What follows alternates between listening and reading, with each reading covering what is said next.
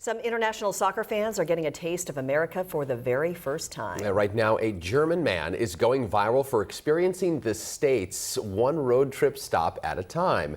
Freddie, as he calls himself, is traveling across the U.S. for the World Cup starting in Auburn, Alabama. There's a taste of America, and he's documenting everything from Buc-ee's and Walmart's to a late-night Waffle House run. But his biggest reaction may have been to Taco Bell. He calls it the, quote, Holy Land, saying it was one of the main reasons that he even wanted to visit America. So welcome to the U.S., Freddie. Hope he makes it to Seattle. We take for granted Taco Bell, but apparently visitors love it. And Waffle House and Buc-ee's. I love it. Truly American.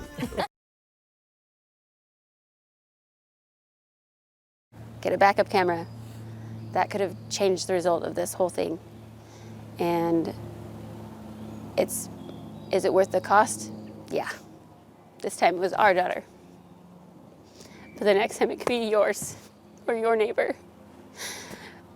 So it's not that big of a deal to get a backup camera or to take an extra second to double check your surroundings or to ask a child to move to where you can see them. It's totally worth it. She's just joyful and loving and fun and silly. And we're gonna miss her a lot. We lead with engagement, not exclusion. This shelter is not just a place to stay, it's a place to connect. On-site care, strong partnerships, and intentional pathways to treatment and housing are how we believe we can help folks move forward. Homelessness is a human issue, and humans are messy and complicated and beautiful. But that is in fact what makes us so beautiful and our human experience so unique. We are not the same, and true success looks like meeting people where they are, as they are, with services tailored to their needs. Bayside represents the kind of shelter investment that our city needs more of. This is not simply a place to sleep. It is a place where people can access housing navigation, case management, behavioral health supports, and connections to critical services. The goal here is not simply shelter. It's not simply a roof over someone's head. The goal is to help people successfully move from homelessness towards stability and housing. That's exactly what this site is designed to do. Today's opening is also significant because Bayside is the first major project to open as part of our broader effort to rapidly expand shelter capacity across Seattle. Yes. Earlier this year, we set an ambitious goal. We committed to bringing more people indoors faster while strengthening access to case management, behavioral health services, and housing-focused supports. We knew that we could not wait years for solutions. We needed to move with urgency.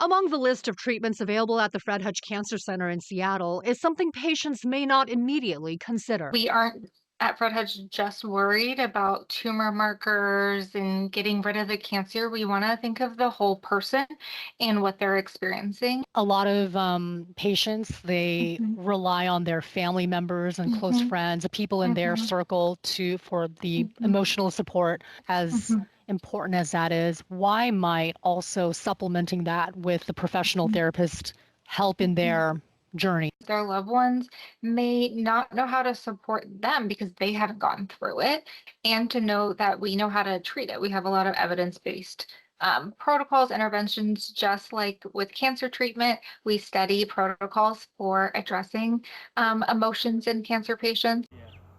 This poor little deer in Oak Harbor, Washington is finally free after months of concern from neighbors. There we go. For almost 8 months, people who live on Whidbey Island have been watching this black-tailed deer limping and struggling to move. Wildlife officials say the problem started with a PVC pipe wrapped around the deer's ankle, and every time they tried to get involved and help, the deer managed to get away. But on Saturday, June 6th, that changed. These 2 wildlife specialists sedated the deer, carefully removed the PVC pipe, and then treated the wound above its hoof. And then they set the deer free. Now, the neighbors who spent all those months watching that poor little deer finally got to see it take its first steps without that pipe. The Washington State Bar Association officially dropped its guidelines for what to do if you are a former client of Alexandra Lozano. This website was just published and it just says help for clients of Alexandra Lozano. This part goes over the history of what had happened to her, how she resigned in lieu of discipline from the Bar Association and is no longer eligible to practice law. And it says reporting concerns to the WSBA. So because she is no longer considered an attorney in Washington State, they will not open any new grievances against Alexandra Lozano, so don't do that. They are recommending that you obtain your client file, even if you are currently a client of Luz Legal, which is basically a rebranded version of Miss Lozano's firm. You can do that by emailing abogada@luzlegal.com. And if you are looking for a new attorney, the Bar Association also has a full list of attorneys who are taking referrals. There is a thing called Client Protection Fund, and you may consider filing an application with the bar for that, but they say that it's a lengthy process and that it should be considered a last resort after maybe exploring malpractice insurance or filing a civil suit against the lawyer. They also recommend you might consider filing a complaint with the Attorney General's office under the Consumer Protection Clause. If we didn't have this program, I would say that a lot of them would be hurting right now.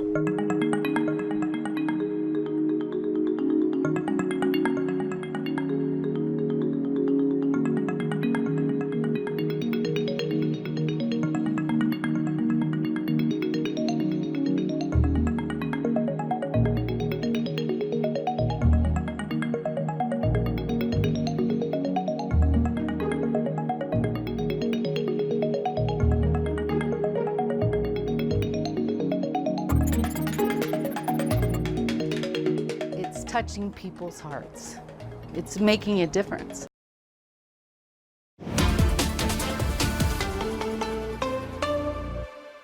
For Reuben's Brews owner, Adam Robbins, the challenge isn't making great beer.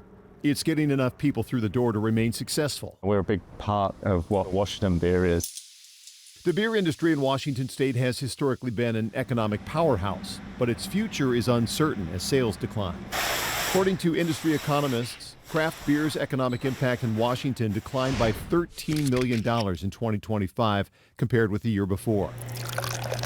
But there's hope. Really, like the shining light in the numbers were tap rooms, that tap rooms continue to be like kind of the heart, the pulse of the industry.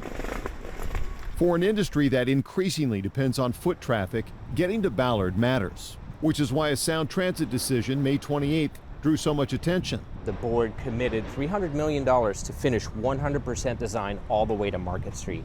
That is a very positive and needed step forward. However, the board fell far short in actually allocating funding for construction of light rail to Ballard.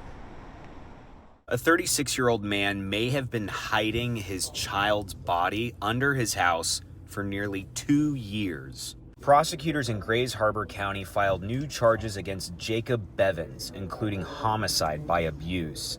They also revealed something we just learned. They allege his son, Aiden Bevins, died sometime between March and August of 2024, but investigators didn't find his remains until last month. Police say they only started looking for Aiden after relatives came forward concerned that they hadn't seen him in more than a year. How do you sleep in the house on top of that? How do you sleep in that? How do you have persons coming in your house visiting when you know that downstairs, in the basement, under the house, whatever? Do you think people came to the house? Absolutely. The mother has caregivers. That's Aiden's step-grandmother, if you will. She says she married into the family and didn't know Aiden all that well. Court documents allege Bevins told investigators the boy was living with family in Idaho. Detectives called those family members and say they never met Aiden. Can't find one of these popular ferry trays at T-Mobile Park? There may be another way to get your hands on one. I'm Bethany, I'm on the King Assignment Desk, and we're learning that these collectible Washington State ferry boat trays are being sold now fleet-wide on all Washington State ferries through their food vendor. The miniature ferry trays have become a fan favorite at Mariners games, and now you can buy one on its own for about $20 or add one on to any hot food purchase for around $15. There's also a gift basket option for nearly $60 packed with summer essentials, including the ferry boat tray. Now, we are hearing some ferry routes sold out over the weekend, showing just how popular these collectible boats have become.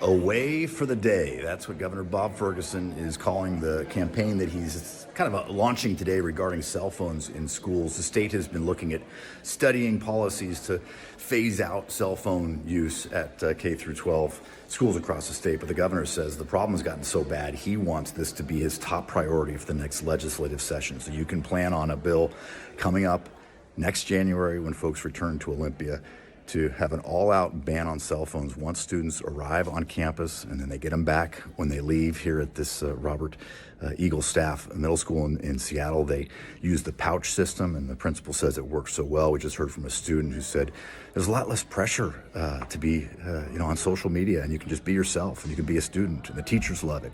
Will it have enough votes to pass? Of course, there are some parental concerns. Folks like the ability to be able to text their students at any time of the day here at school. So we'll see how that plays out next year in Olympia. There's a new warning about the deadly tank implosion that killed 11 people, and it's for those who are looking to help. Washington's Attorney General is telling people to keep an eye out for charity scams that are seeking to profit from the paper mill disaster. If you're looking to donate, the AG says slow down, do your research into the charity you're looking to donate to, like seeing if that charity has a history of providing the type of work needed in response to a disaster. And don't donate if you're noticing high pressure tactics like someone demanding immediate payment or your personal information. The AG also says watch out for imposters who are staging themselves to look like they're a reputable charity. And if you're seeing anything suspicious, you can report it to the Attorney General's office here. It was a bittersweet end of an era at Pacific Northwest Ballet. On Sunday, something really special happened on that stage. Felt like both a goodbye and a celebration. Principal dancers Elizabeth Murphy and Lucian Postlewaite took their final bows, wrapping up incredible careers that helped shape PMB for decades. For Elizabeth, what started as a childhood dream grew into a life built around the stage, the people, and the art she loves. And Lucian, a true principal who brought so much depth to every role he danced. Together, they defined an era. A standing ovation, a last curtain call, this final show a celebration of their legacy that will last long after the music fades.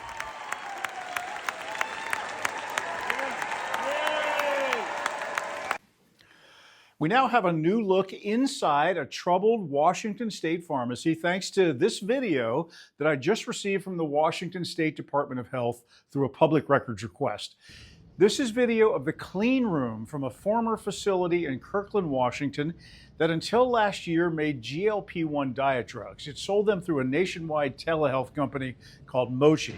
This clean room is the heart of the operation, which is what makes this video kind of interesting. And it's where a lot of the problems with this pharmacy were, according to state health investigators who shot this video last year during a surprise inspection. The people in the suits are compounding or mixing the drugs, a sensitive job. The Mochi pharmacy did have pharmacists, but we've reported on state records showing that the company also used improperly licensed people to mix the drugs. They sold drugs that were out of date and illegally imported ingredients from questionable overseas lab.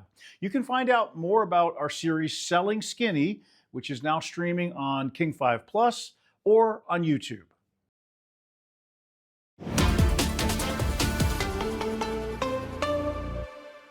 Hey everybody, I'm on the Seattle waterfront right now at the Seattle Aquarium. Megan Williams is here with me with a really cool thing. Megan, what is this? This is our ROV, or remotely operated vehicle. And what are we using it for? We're using it to survey kelp forests here along Elliott Bay and the Puget Sound. So I just watched Megan and her team literally dunk this into the water right in front of the aquarium, and they're surveying kelp forests and getting a handle and an idea of what is on our seafloor, literally right in front of the downtown skyline. And we need your help, right, Megan? We do.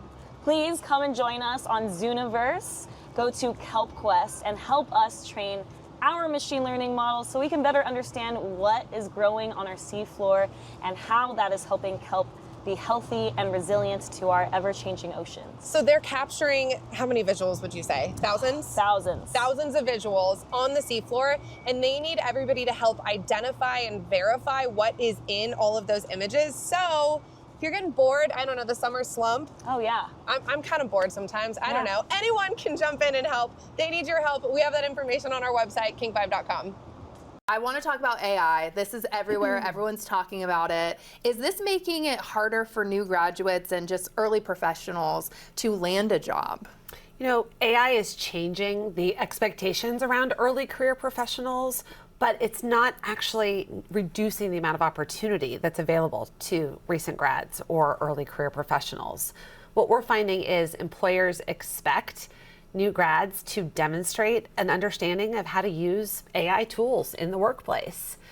But also about 4 out of 10 caution, don't overuse AI to match your skills to a job posting, because you're going to end up in an opportunity that's not the right skills match long-term for you. It's not AI, but it's actually been the increase in remote work since the pandemic that's more negatively impacting early career professionals. There's less opportunity for mentorship, so employers are hesitant to hire early career professionals. So number one is be open to on-site opportunities. And most people kind of tend to prefer that remote or hybrid work, but really lean into on-site roles.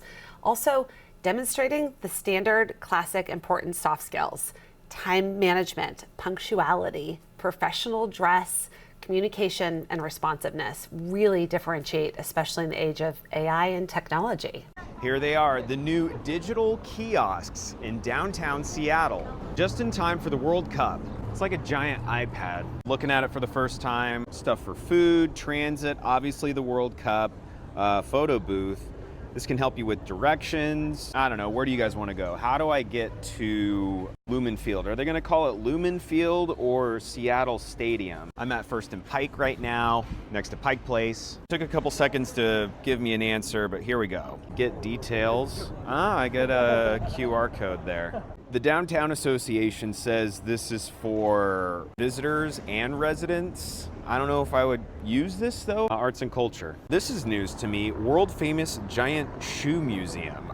I've never heard of that. That's helpful. I mean, when I try Googling stuff, I'm inundated with options. Oh, this is interesting. Social services, addiction and recovery. Oh, a job board. If you're looking to be an assistant city attorney, you can apply here. Oh, I can tell you the weather. Let's see, can I use the internet here? Oh, and you have languages to choose from. So that'll be helpful for international fans. We now have a new look inside a troubled Washington State pharmacy thanks to this video that I just received from the Washington State Department of Health through a public records request. This is video of the clean room from a former facility in Kirkland, Washington. that until last year made GLP-1 diet drugs. It sold them through a nationwide telehealth company called Mochi. This clean room is the heart of the operation, which is what makes this video kind of interesting. And it's where a lot of the problems with this pharmacy were, according to state health investigators who shot this video last year during a surprise inspection. The people in the suits are compounding or mixing the drugs, a sensitive job. The Mochi pharmacy did have pharmacists, but we've reported on state records showing that the company also used improperly licensed people to mix the drugs. They sold drugs that were out of date and illegally imported ingredients from questionable overseas lab. You can find out more about our series Selling Skinny, which is now streaming on King 5 Plus or on YouTube. The energy has been kind of weird because the seniors are graduating, and so they're super excited, but then the sophomores are just dealing with this really rough loss, and all the students are very taking it really hard. Really close friends of mine, are crying in the hallways, and I'm trying to support them as much as I possibly can, but I mean, how do you really support someone going through this at such a young age? It's just truly awful. He was incredibly smart, he was very nice, he was social, he had a very big stance at the high school. And he was for sure a community member, and I see, he was coaching kids, and he was very active. He was a very good student. It was just so unexpected, and this year there's just been so much loss. My name is Jared Mace, founder, CEO of OneCourt. OneCourt is a tactile broadcast designed for fans with visual disabilities. People can effectively watch the game with their fingertips. So the light bulb moment was a few years ago. I saw a video of a blind person at a soccer match, and they were sitting in the stands with a woman who was watching the game and at the same time moving their hands across a game board to represent the action. And for me, it really stood out that this is a new way to watch sports. I'm pretty sure it was a lot of work because you have an idea and now you have to make it happen. I started it in 2021. It's been an incredible process and something that our entire team has been a part of. What does this machine does? It's like a visual screen, but instead of pixels that you see, they're pixels that you feel. So you can imagine your favorite players running across the field, you're able to feel them run. There's different vibrations depending on what's happening in the game. It's like a TV screen for your hands. We've started with football, basketball, baseball, and soccer. To know that our product has made an impact and touched people's lives, it's just incredible.